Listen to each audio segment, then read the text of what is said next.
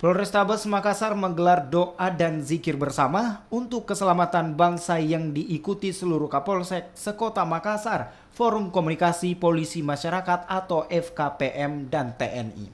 Kegiatan yang rutin dilakukan di jajaran Polsek di Kota Makassar diharapkan kondisi aman dan tertib di Kota Makassar terus terjaga hingga usai pelantikan Presiden dan pada pemilihan Wali Kota dan Wakil Wali Kota Makassar 2020 mendatang. Baik, jadi malam ini adalah kegiatan yang pertama tentunya kita berdoa.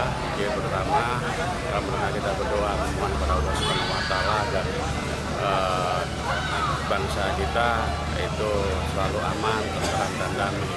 Itu yang kita lakukan kegiatan hari ini. Dan kedua, kami melaksanakan juga kegiatan pengukuhan kembali Forum Kemitraan Polisi dan Masyarakat. Jadi FKPM ini dibentuk memang dari masyarakat untuk masyarakat dan bermitra dengan kita. Tujuannya adalah agar masing-masing bisa sama menjadi mengamankan wilayah kita, ya kan, kita bermitra karena keamanan itu bukan hanya milik kami tapi milik masyarakat. Dengan kesadaran